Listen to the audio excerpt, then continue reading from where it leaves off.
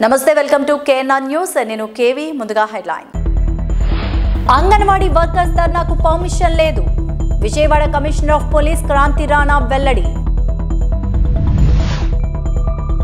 తాగునీరు లేక రోడ్డెక్కిన వైఎస్ఆర్ కాలనీ ప్రజలకు అండగా నిలిచిన సిపిఎం నాయకులు సత్యంబాబు వైసీపీ పాలనపై జగన్ పై మండిపడ్డ విజయవాడ టీడీపీ పార్లమెంట్ మహిళా కార్యదర్శి అంకెం ఇందిరా ప్రియదర్శిని ఇక డీటెయిల్స్ చూస్తే రా కదల్రా బహిరంగ సభలో నారా చంద్రబాబు నాయుడు అరకు నియోజకవర్గం అరకు జైపూర్ జంక్షన్ భారీ సంఖ్యలో తరలివచ్చారు తెలుగుదేశం శ్రేణులు పోరాడి దాన్ని అమలు చేసే బాధ్యత మాదని గిరిజన సోదరి సోదరులందరికీ విజ్ఞప్తి చేస్తున్నా. నేను ఒక్క విషయం మిమ్మల్ని అడుగుతున్నా, 5 ఏళ్లలో ఒక్క మంచి పని మీకేమన్నా చేశారా అని మిమ్మల్ని అడుగుతున్నా, జరిగిందా అని మిమ్మల్ని అడుగుతున్నా. అందరికీ ఇచ్చినట్టు బటన్ నొక్కతానంటాడు తప్ప మా గిరిజనులకు నొక్కింది ఏమీ లేదు. ఈ రోజు మీరు చూడండి, 16 పథకాలు గిరిజనుల కోసం ప్రత్యేకంగా పెట్టిన పథకాలని రద్దు చేసిన వ్యక్తి ఈ జగన్మోహన్ రెడ్డి. అయినా నా ఎస్టీలు అంటాడు. మాటలు మాత్రం కోటలు దాటుతాయి, చేష్టలు మాత్రం గడప కూడా దాటవు.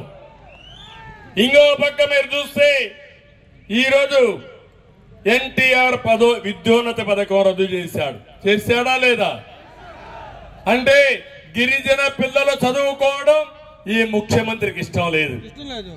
అదే ఆ రోజు మీరు చూస్తే నేను ఒకటే ఆలోచించాం, ఎక్కడైతే ట్రైబల్ వెల్ఫేర్ ఉందో, మీ స్కూల్స్ ఉన్నాయో ఆ పిల్లల్ని ప్రత్యేకంగా చదివించి ఐఏఎస్ ఐపీఎస్ కూడా కోచింగ్ ఇప్పించి, ఇంకో పక్క ఐఐటి ఐఎం కోచింగ్ ఇప్పించి మిమ్మల్ని ముందుకు తీసే పేరుగా చేశాం. అదే పోయింది విదేశాలకి. గిరిజన పిల్లలు ప్రపంచంలో ఎక్కడ చదువుకోవాలన్నా మీకు స్కాలర్షిప్లు ఇచ్చిన పార్టీ తెలుగుదేశం పార్టీ, అది కూడా తీసేశారు ఈరోజు. ఇంకో పక్క నైపుణ్యం కోసం శిక్షణా కేంద్రాలు పెడితే అవి తీసే పరిస్థితికి వచ్చారు. మా ఆడబిడ్డలు పెళ్లిళ్ళు చేయాలంటే డబ్బులు లేకుండా అవస్థపడతా ఉంటే నేను ఒకటే ఆలోచించాను, గిరిపుత్రిక కళ్యాణ పథకం తీసుకొచ్చాను. వస్తామందా ఈరోజు? అది ఇస్తున్నారమ్మా మీకు, అది కూడా రద్దు చేసే పరిస్థితికి వచ్చారు. ఆ రోజు మన బిడ్డల కోసం మైదానంలో ఎక్కడున్నా భారతదేశంలో రాష్ట్రంలో బెస్ట్ అవైలబుల్ స్కూల్స్, మంచి స్కూల్లో మన పిల్లల్ని చదివించాలని, వీళ్ళు మట్టిలో మాణిక్యాలు, వీళ్ళని చదివిస్తే అందరితో సమానంగా అంటే కూడా ఇంకా ఎక్కువ ముందుకు పోతారనే ఉద్దేశంతో అన్ని స్కూల్స్ లో నేను అడ్మిషన్స్ ఇచ్చాను. ఇప్పుడు వస్తున్నాయా అని మిమ్మల్ని అడుగుతున్నా, ఒక్కరికి వచ్చాయని మిమ్మల్ని అడుగుతున్నా. ఇంకో పక్క కేంద్రం 60% గ్రాంట్ ఇస్తారు కొన్ని పథకాలకి. ట్రైకా ద్వారా డబ్బులు తీసుకొచ్చి కార్యక్రమాలు మనం చేయడానికి అవకాశం ఉంది. ఈ రోజు ఈ పెద్ద మనిషి ట్రైకార్లో ₹1 తీసుకోలేదు. అంటే 100 రూపాయలు ఖర్చు పెడితే 60 వాళ్ళు ఇస్తారు, మనం 40 పెట్టాలి. ఆ 40 పెట్టలేక మీ మీద ఇష్టం లేక 60 రూపాయలు కూడా వదిలించుకున్నాడంటే ఈయన ఒక ముఖ్యమంత్రి అని అడుగుతున్నా, పేదల వ్యక్తి అని మిమ్మల్ని అడుగుతున్నా. అవసరమైతే ఇంకా కొంత అప్పు తెచ్చారా సరే మా గిరిజనుల కోసం ఖర్చు పెడితే వాళ్ళు అభివృద్ధి అవుతారు. అలాంటి ధ్యాస లేదు. విశాఖ గాజువాక ఇచ్చిన హామీలు నెరవేర్చిన ఏకైక ముఖ్యమంత్రి వైఎస్ జగన్మోహన్ రెడ్డి అని గాజువాక ఎమ్మెల్యే తిప్పల నాగిరెడ్డి అన్నారు. స్థానిక టీఎన్ఆర్ ఫంక్షన్ హాల్ నందు కార్యకర్తల సమావేశం జరిగింది. ఈ సందర్భంగా ఎమ్మెల్యే తిప్పల నాగిరెడ్డి మాట్లాడుతూ ఈ నెల 27న భీమిలిలో జరగనున్న ముఖ్యమంత్రి వైఎస్ జగన్మోహన్ రెడ్డి ఎన్నికల శంఖారావాన్ని విజయవంతం చేయాలంటూ కోరారు. 2024లో మళ్లీ వైఎస్ జగన్మోహన్ రెడ్డిని ముఖ్యమంత్రిని చేసుకునేలా ప్రతి కార్యకర్త పనిచేయాలని పిలుపునిచ్చారు. 2019 అధికారంలోకి రాగానే ఇచ్చిన హామీలను అమలు చేసిన ఘనత ముఖ్యమంత్రి వైఎస్ జగన్మోహన్ రెడ్డిదే అని, రాష్ట్రంలో అన్ని వర్గాల వారికి అమ్మఒడి, విద్యా దీవెన, రైతు భరోసా, డ్వాక్రా రుణాలు, నాడు నేడు ద్వారా పాఠశాల భవనాలు పునర్వ్యవస్థీకరణ 100% ఇచ్చిన హామీలు నెరవేర్చిన ఘనత ముఖ్యమంత్రి వైఎస్ జగన్మోహన్ రెడ్డిదే అన్నారు. సమావేశంలో గాజువాక ఇన్ఛార్జ్ ఉరుకుటి రామచంద్రరావు చందు, మాజీ ఎమ్మెల్యే తిప్పల గురుమూర్తిరెడ్డి, కార్పొరేటర్లు కేబుల్ మూర్తి, రాజన రామారావు, భూపతిరాజు సుజాత, ఇమ్రాన్, గుడివాడ లతీష్, ఏలపు ప్రసాద్, పరదేశి, దొడ్డి రమణ, పల్లా చినతల్లి, ధర్మాల శ్రీనివాసరావు తదితరులు పాల్గొన్నారు. మరి ఎలక్షన్ రణబేరిని మోగించినందుకే మన ముఖ్యమంత్రి వర్యులు జగన్మోహన్ రెడ్డి గారు వస్తున్న సందర్భంగా మన 34 నియోజకవర్గాలు ఇచ్చి 3 జిల్లాలు ఇప్పుడు 6 జిల్లాలు అయింది. ఈ 6 జిల్లాల నుంచి కూడా ఒక్కొక్క నియోజకవర్గం నుంచి 10,000 మందిని తక్కువ కాకుండా నాయకుల్ని వైఎస్ఆర్ కుటుంబ సభ్యుల్ని తెమ్మన్నారు. డ్వాక్రా సంఘం మహిళలు కానీ ఆర్పీల ద్వారా ప్రోగేస్ కానీ అలాంటివి తేవద్దని కరాఖండిగా చెప్పారు. ఇది కార్యకర్తలు ఉద్దేశించి ప్రసంగించినటువంటి జగన్మోహన్ రెడ్డి గారి స్పీచ్ని కార్యకర్తలందరూ కూడా విని ఆ సందేశాన్ని నియోజకవర్గాలకు పట్టుకుపోయి దాన్ని జయప్రదం చేయాలంటే ప్రతి ఒక్క కార్యకర్త వైఎస్ఆర్ కుటుంబ సభ్యులు స్టేట్ నుంచి వార్డు వరకు ఉన్నటువంటి ఆఫీస్ బేరర్స్తో పాటు ప్రజల చేత ఎన్నుకోబడిన ప్రజాప్రతినిధులు అందరూ, అలాగే ప్రభుత్వం చేత నియమించబడినటువంటి డైరెక్టర్ పోస్టులు కానీ మరి గాజువాక నియోజకవర్గంలో జనసేన ఆధ్వర్యంలో భారీ బైక్ ర్యాలీ జరిగింది. గాజువాక జనసేన ఇన్ఛార్జ్ కోన తాతారావు హాజరై ర్యాలీని ప్రారంభించారు. ఈ సందర్భంగా ఆయన మాట్లాడుతూ జనసేన టీడీపీ కలిసి వచ్చే ఎన్నికల్లో గెలుపుకు కృషి చేస్తోందన్నారు. అగనంపూడి నుండి ప్రారంభమైన బైక్ ర్యాలీ గాజువాక, నాతయ్యపాలెం, మింది, గంట్యాడ, గంగవరం ప్రాంతాల్లో ర్యాలీ జరుగుతోంది. నియోజకవర్గంలో సమస్యలు తెలుసుకుని పరిష్కారానికి కృషి చేస్తామంటూ హామీ ఇచ్చారు. కార్యక్రమంలో గాజువాక జనసేన కార్యకర్తలు, నాయకులు పాల్గొన్నారు. నియోజకవర్గంలో జనంలోకి జనసేన పార్టీ వెళుతుంది. అది కేవలం ప్రజల తాలూకు సమస్యలు తెలుసుకోవడానికి, ప్రజల తాలూకు ఆలోచనలు వినడానికి, ప్రజల తాలూకు ఎదుర్కొంటున్నటువంటి ఇబ్బందులు చూడటానికి ప్రజల ముందుకు వెళుతున్నాం. ఈరోజు దాంట్లో భాగంగా అగనంపూడి శివాలయం వద్ద మా జనసేన పార్టీ నాయకులు, పార్టీ శ్రేణులు మొత్తం కలిపి ఇవాళ ఇప్పుడు శుభ ప్రారంభం చేసుకున్నాం. ఈ కార్యక్రమం ద్వారా నియోజకవర్గం అన్ని మూలల, అన్ని గ్రామాల్లో ప్రజలు ఎదుర్కొంటున్న సమస్యలు తెలుసుకోబోతున్నాం. దాంట్లో భాగంగా రేపు ఎన్నికల్లో, రాబోయే ఎన్నికలు, అసెంబ్లీ ఎన్నికల్లో జనసేన తెలుగుదేశం పార్టీ విజయం లక్ష్యంగా జనసేన పార్టీ పనిచేయడానికి ప్రజల్లోకి వెళుతున్నాం. దీంట్లో భాగంగా ఇక్కడే పుట్టాం, ఇక్కడే పెరిగాం. గాజువాకలో ఇక్కడ ఉన్నటువంటి సమస్యలు తెలుసు, ఇక్కడ ఉన్నటువంటి సమస్యల అవగాహన ఉంది. ఓ పక్క విశాఖపట్నం స్టీల్ ప్లాంట్ నిర్వాసితులు, మరో పక్క గంగవరం నిర్వాసితులు, ఈ పక్కనే ఉన్నటువంటి ఫార్మా సిటీ భూములు కోల్పోయి ఇప్పటికీ ఉపాధి లేక దశాబ్ద కాలం నుంచి ఎదురు చూస్తున్నటువంటి నిర్వాసితులు, వీళ్లతో పాటు ఏపీఐసి అన్నిటికీ మించి నిరుద్యోగం, స్టీల్ ప్లాంట్ ప్రైవేటీకరణ అని చెప్పి కేంద్ర ప్రభుత్వం ఒక పక్క మోసం చేస్తుంటే మరో పక్క దానికి స్వాగతిస్తున్నారు ఎవరు. మరో పక్క జగన్మోహన్ రెడ్డి గారు ఈ రాష్ట్రంలో స్టీల్ ప్లాంట్ ఎంతటికి అమ్మేస్తారు, ఎంతటికి అందరూ మాకు ఓటాలు వస్తాయనేటువంటి భావంతో ఎదురు చూస్తున్నారు. వారు స్టీల్ ప్లాంట్ రక్షించడానికి జనసేన పార్టీ నడుము బిగించింది. జనసేన పార్టీ ఈ స్టీల్ ప్లాంట్ ప్రైవేటీకరణని ఆపడానికి సాయశక్తిలో కృషి చేస్తుంది, చేయగలం. ప్రైవేటీకరణ చేయకుండా మా నాయకుడు పవన్ కళ్యాణ్ గారు ఆపగలరని చెప్పేసి ఈ ప్రాంత నిర్వాసితులందరూ కూడా మాటిస్తున్నాం. మేము కూడా నిర్వాసితులమే. 1,36,000 ఓట్లు ఈ నియోజకవర్గంలో కేవలం నిర్వాసితులే. అందువల్ల నిర్వాసితుల సమస్య అటువంటిది మాకు జనసేన పార్టీకి అతి ముఖ్యం. పోయినసారి ఎన్నికల్లో మా నాయకుడు పవన్ కళ్యాణ్ గారిని ఆశీర్వదించి అందరూ కూడా ఓటేశారు. ఆయన విజయపదాన్ని నడిపించడానికి ప్రయత్నం చేసిన దురదృష్టవశాత్తు ఎక్కడో కొంత లోపం జరిగింది. ఈసారి అట్లా జరగడానికి లేదు. ఎట్టి పరిస్థితుల్లో పవన్ కళ్యాణ్ గారు ఇక్కడి నుంచి విజయం సాధించి ఎమ్మెల్యేగా వెళ్ళబోతున్నారు. దానికి అంకురార్పణ ఇవాళ ప్రారంభించాం. దీంట్లో ఎటువంటి విభేదాలకు తావు లేకుండా జనసేన తెలుగుదేశం పార్టీలు కలిపి ఈ కార్యక్రమాన్ని ముందుకు తీసుకెళ్తాం. రాబోయేది జనసేన తెలుగుదేశం పార్టీ ప్రభుత్వం అని చెప్పి మీ ద్వారా తెలియజేసుకుంటూ ప్రజల తాలూకు సమస్యలు వినడానికి ర్యాలీగా ముందుకెళ్తున్నాం. గాజువాక 88వ వార్డ్ గవర జగయ్యపాలెంలో వైకాపా నాయకులు పత్రికా సమావేశాన్ని ఏర్పాటు చేశారు. ఈ సందర్భంగా వార్డు అధ్యక్షులు గనిరెడ్డి మహాలక్ష్మి నాయుడు మాట్లాడారు. 2019 సంవత్సరంలో ఇచ్చిన హామీలు నెరవేర్చేందుకు పెందుర్తి శాసనసభ్యులు అన్నంరెడ్డి అదీప్ రాజ్ రేపు ఉదయం వార్డులో పలు శంకుస్థాపన కార్యక్రమాలు చేయనున్నారన్నారు.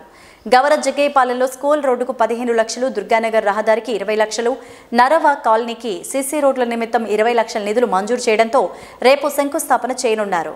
కార్యక్రమంలో 88వ వార్డు వైసీపీ నాయకులు దాడి నూకరాజు, గవర జగయ్యపాలెం గ్రామ ప్రెసిడెంట్ పోలమరశెట్టి బూల్రాజు, ఆళ్ల బూల్రాజు, ఆళ్ల శ్రీనివాసరావు, కాన్రేగుల జగన్, కాన్రేగుల వీరనాయుడు పాల్గొన్నారు. 8వ వార్డు వైఎస్ఆర్సీపీ ఇన్ఛార్జ్ ఈరోజు ముఖ్యంగా మీడియా సమావేశం పెట్టింది. ఎందుకంటే ఆ రోజు ఏదైతే ఎమ్మెల్యే గారు మాట ఇచ్చారో గడప గడపకి తిరిగినటువంటి సమస్యల్లో మన గవర జగయ్యపాలెం అనియండి, కోటనరం అనియండి, కోటనరం కాలనీ అవనియండి, గంగవరం కానివ్వండి, ఇవన్నీ కూడా మొన్న వర్కులు శాంక్షన్ చేయడం, టెండర్ జరగడం జరిగింది. అది కేవలం ఎమ్మెల్యే అన్నంరెడ్డి అదీప్ రాజు గారి దృష్టికి స్థానిక నాయకత్వం ఏదైతే తీసుకొచ్చారో మా ద్వారాగా అవి ఇమీడియట్గా వర్కులు శాంక్షన్ చేసి గౌరవ మేయరు హరివెంకట కుమారి గారి ద్వారాగా మన కార్పొరేషన్ నిధుల నుంచి ఏదైతే ఉందో జగ్గయ్యపాలెంకి అయితే ఇక్కడ స్కూల్ రోడ్ 15 లక్షలు, అలాగే దుర్గానగర్ ఏమో 20 లక్షలు, అలాగే మన కోటనరావు కాలనీకి వచ్చేసరికి 20 లక్షలు సీసీ రోడ్లు, అలాగే విలేజ్లోకి వచ్చేసరికి ఆ గ్రామంలో 15 లక్షలు. ఆయన దృష్టికి వచ్చినవి స్థానిక నాయకత్వం ఎవరైతే ఉన్నారో వాళ్ళు సమస్యలు చెప్పిన వెంటనే ఇమీడియట్గా శాంక్షన్ చేసి దాని కార్యరూపం తెలిసి రేపు 22వ తేదీన శంకుస్థాపన చేయడానికి గౌరవ శాసనసభ్యులు మేయర్ హరివెంకట కుమార్ గారు వచ్చి ఆయన చేతుల మీదుగా చేస్తున్నారు. అలాగే గంగవరం వచ్చేసరికి 20 లక్షలు ఎస్డబ్ల్యూ డ్రైను, 20 లక్షలు సీసీ రోడ్డు కూడా శాంక్షన్ చేయడం, టెండర్ దశ అయిపోవడం, కాంట్రాక్టర్ కూడా అలాట్ చేయడం జరిగింది. అదేవిధంగా సుమారు ఈ ప్రాంతానికి మెయిన్ రోడ్డు ఆ రోజు గుంతలు పడితే ఎమ్మెల్యే గారు శాసనసభ్యులు ఇలాగ ఈ రూట్లో వెళ్తూ చూసి ఇది ఇమీడియట్గా శాంక్షన్ చేయాలని చెప్పేసి ₹1 కోటి నిధులతో ఆ రోజు తార్ రోడ్డు వేశారు. అదేవిధంగా దుర్గానగర్ నుంచి శాసనసభ్యులుగా ఎన్నికైన వెంటనే సుమారు 20 లక్షలతో బీటీ రోడ్డు వేశారు. ఆ విధంగా మళ్ళీ కొనసాగింపుగా ఇంకొక 20 లక్షలు బరెల్ గ్రౌండ్ వరకు కూడా సీసీ రోడ్డు వేయడం జరిగింది. అదేవిధంగా ఈ 40 సంవత్సరాలు ఉన్నటువంటి ముంపు సమస్య ఏదైతే ఉందో డ్రైనేజ్ వ్యవస్థ సరిగా లేక మన రామ్కి వాళ్ళది ఏదైతే వాళ్ళ లేఅవుట్ పక్కనే ఇబ్బందిగా ఉందని చెప్పేసి అంటే రామ్కి వాళ్ళ యాజమాన్యంతో కూడా చర్చించి అక్కడి నుంచి డ్రైనేజ్ మన ఏదైతే ఉందో వీరనాయుడు గారి లేఅవుట్ వరకు కూడా వేయడం జరిగింది. ఇంకొక 20 లక్షలు కూడా ప్రపోజల్ ఓకే అయింది, అది టెక్నికల్ శాంక్షన్ దశలో ఉంది. తప్పకుండా అది కూడా చేసి ఇంకొక 20 లక్షలు ఇక్కడ ఇంటర్నల్ సీసీ రోడ్స్ కూడా పెట్టారు. జయహో బీసీ కార్యక్రమంలో వైసీపీ ప్రభుత్వ పాలనపై జగన్మోహన్ రెడ్డి తీరుపై విజయవాడ టీడీపీ పార్లమెంట్ మహిళా కార్యదర్శి అంకెం ఇందిరా ప్రియదర్శిని ఆగ్రహాన్ని వెలిబుచ్చారు. ఎన్టీఆర్ జిల్లా మైలవరం నియోజకవర్గం రెడ్డిగూడెం మండల కేంద్రంలో జయహో బీసీ కార్యక్రమంలో పాల్గొన్న విజయవాడ టీడీపీ పార్లమెంట్ మహిళా కార్యదర్శి అంకెం ఇందిరా ప్రియదర్శిని మాట్లాడారు. అన్న నందమూరి తారక రామారావు స్థానిక ఎన్నికల్లో బీసీలకు 20% రిజర్వేషన్ కల్పిస్తే చంద్రబాబు నాయుడు దీన్ని 34% పెంచగా ఈ జగన్మోహన్ రెడ్డి పాలనలో దాన్ని 24% తగ్గించారన్నారు. బీసీలు అంటేనే టీడీపీ అని, టీడీపీ అంటేనే బీసీలు అని ఈ విషయాన్ని అందరూ దృష్టిలో పెట్టుకుని రాబోయే ఎన్నికల్లో టీడీపీని అత్యధిక ఓట్ల మెజార్టీతో గెలిపించాలని, చంద్రబాబు సీఎంగా ఉంటేనే సంపద సృష్టించడం జరుగుతుందని, ఆంధ్ర రాష్ట్రం అభివృద్ధి చెందుతుందని తెలిపారు. కార్యక్రమంలో టీడీపీ ముఖ్య నాయకులు పాల్గొన్నారు. బీసీలు కూడా ముందుండాలని వెన్నుగా దన్నుగా మనకి అండగా నిలిచినటువంటి పార్టీ తెలుగుదేశం పార్టీ. ఒకప్పుడు అన్నగారు 1987లో బీసీలు కూడా రాజ్యాధికారం చేపట్టాలి, వాళ్ళు రాజకీయాల్లోకి రావాలి అని స్థానిక ఎలక్షన్స్ లో దాదాపు 20% ఆయన ప్రవేశపెట్టడం జరిగింది. మళ్ళీ అది తిరిగి చంద్రబాబు నాయుడు గారు 34% ప్రవేశపెట్టడం జరిగింది. ఈ జగన్మోహన్ రెడ్డి వచ్చి దాన్ని 24% తగ్గించి మన బీసీలు అణగారిపోవాలని, వెనకబడిపోవాలని దాదాపు 16,800 పదవుల్ని మనకు కాకుండా చేసినటువంటి ఈ దుర్మార్గుణ్ణి మనం క్షమించకూడదు.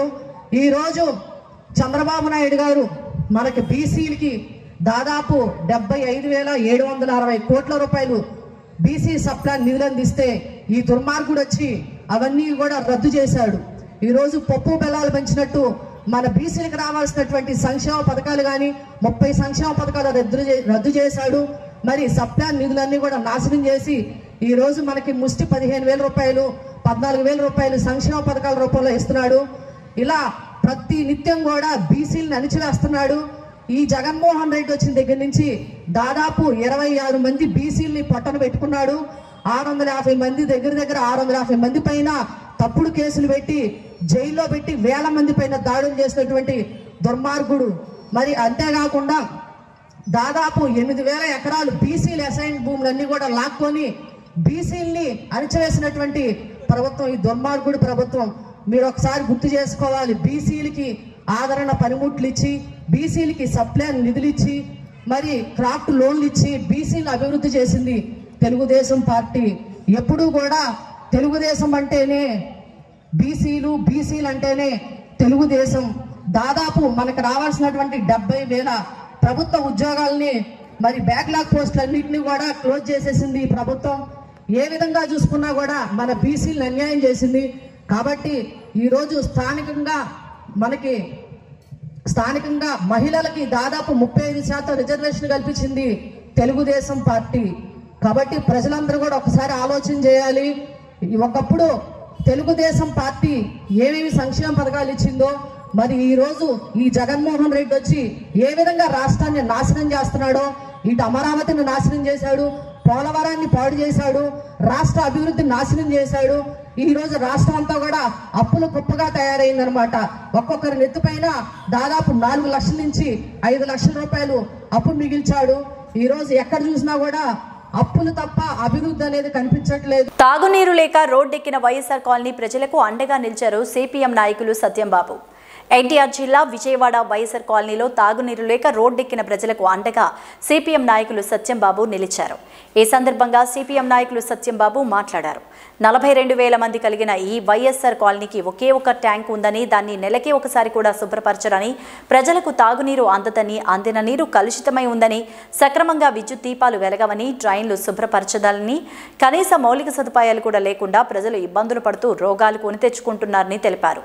తక్షణమే ప్రభుత్వం చర్యలు తీసుకోవాలంటూ డిమాండ్ చేశారు.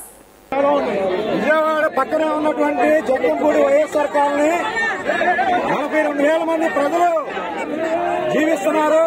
కానీ ఇక్కడ తాగడానికి నీళ్లు లేవు. ఇది ఆసియాలో మోడల్ కాలనీ. పేరు గొప్ప ఊరు దిప్ప. ఇదేనా? కనీసం మంచినీళ్ళు కూడా ఇవ్వలేరా? శీతాకాలంలోనే వర్షాకాలంలోనే మంచినీళ్ళు ఇవ్వకపోతే ఇంకే ఎండాకాలం ఏమవుతుంది కాలనీ అని ఈ రోజు ప్రజలందరూ రోడ్డు ఎక్కారు. 3 గంటల నుంచి ఇక్కడ రోడ్డు మీద ఉన్నా ఏ ఒక్క అధికారి ఇంతవరకు రాలేదు. తాగడానికి నీళ్లు అడిగితే పోలీసులు పంపించారు. ఇది కాలనీ దోమలమయం, రోగాలమయం, ఎక్కడికక్కడ అప్రశుభ్రత. ఈ కాలనీలో ప్రజలు జీవించాలా చనిపోవాలా? తాగడానికి నీళ్లు ఇస్తారా ఎవరో? 42 మందికి ఒకే ఒక్క ట్యాంకు, అది కూడా నెల శుభ్రం చేయరు. బోరింగ్లు పాడైపోతే బాగు చేయరు. కమిషనర్ చెప్పినా కలెక్టర్లు చెప్పినా పట్టించుకునే నాదులు లేడు. అయ్యా ప్రభుత్వం, అయ్యా ముఖ్యమంత్రి గారు, వైఎస్ఆర్ కాలనీ మీ నాన్నగారి పేరుతో ఉన్నటువంటి కాలనీకి ప్రజలు గొంతెళ్లిపోతున్నారు. దయచేసి మంచినీళ్ళు ఇచ్చేలాగా చర్యలు తీసుకో. అంగన్వాడీ వర్కర్స్ ధర్నాకు పర్మిషన్ లేదని Vijayawada commissioner of police Kranthi Rana తెలిపారు. ఎన్టీఆర్ జిల్లా విజయవాడ సిపి క్రాంతి రాణా తన కార్యాలయంలో మాట్లాడారు. అంగన్వాడీ వర్కర్లు అసోసియేషన్స్ వారు రేపు 22వ తేదీ చలో విజయవాడ అని, అమరావతి అని, సీఎం కార్యాలయం ముట్టడి అని ధర్నాకు పిలుపునిచ్చారు. కానీ వారు పిలుపునిచ్చిన ధర్నాకు ఎటువంటి అనుమతులు ఇవ్వలేదని తెలిపారు. విజయవాడలో 144 సిఆర్పి 30 పోలీస్ యాక్ట్ అమల్లో ఉన్నాయని గమనించాలని తెలిపారు. ఉల్లంఘించి వస్తే వారిపై చట్ట ప్రకారం చర్యలు తీసుకుంటామన్నారు. కేసు నమోదైతే ఉద్యోగికి ఎంతో నష్టం వాటిల్లుతుందని, కనుక ఎవ్వరూ రావద్దని తెలిపారు. చలో తాడేపల్లి సీఎం క్యాంప్ ఆఫీస్ ముట్టడి అని కొన్ని పిలుపులు ఇవ్వడం జరిగింది. కాకపోతే దీనికి ఎటువంటి పర్మిషన్స్ లేవండి. ఆల్రెడీ 144 సిఆర్పిసి ఉంది. అదేవిధంగా 30 పోలీస్ యాక్ట్ ప్రకారం కూడా not more than 5 people should congregate at one place. So నగరంలో నిషేధాజ్ఞలు ఉన్నాయి కాబట్టి ఎటువంటి అంగన్వాడీ ప్రోగ్రామ్స్ కానీ ఇక్కడ కానీ తాడేపల్లిలో కానీ పర్మిషన్స్ అయితే లేవు, ఖచ్చితంగా లేవు. సో దయచేసి ఎవరు కూడా రేపు విజయవాడకి రావద్దు. ఒకవేళ ఎవరైనా ఈ నిషేధాజ్ఞలు ఉల్లంఘించి వస్తే వాళ్ళపై ఐపీసీ కింద కూడా మేము కేసెస్ నమోదు చేసి కఠిన చర్యలు తీసుకోవడం జరుగుతుంది. అంతేకాకుండా ఒకసారి కేసెస్ నమోదైన తర్వాత వాళ్ళ రికార్డ్ బుక్స్లో కానీ సర్వీస్ బుక్స్లో కూడా ఇవి ఎంటర్ అవి ఉంటాయి. So disciplinary action, departmental action కూడా ఇనిషియేట్ చేయడం జరుగుతుంది. తర్వాత పెద్ద సంఖ్యలో ఏదైతే వాళ్ళు ఆందోళన తలపెట్టారో దీంట్లో కొన్ని యాంటీ సోషల్ ఎలిమెంట్స్ కూడా వచ్చి ఈ తప్పుదారి పట్టించి కొద్దిగా హింసకి పాల్పడే అవకాశం కూడా ఉంటుంది. నేను మరొకసారి చెప్తున్నాను, రేపొద్దున ప్రోగ్రామ్కి అయితే విజయవాడ నగరంలో ఎటువంటి పర్మిషన్ లేదు. ఎవరైనా ఈ నిషేధాజ్ఞలు ఉల్లంఘించి వస్తే మాత్రం వాటిపై ఐపీసీ కింద కఠినమైన చర్యలు తీసుకోబడతాయి. Bulletin updates. నమస్తే.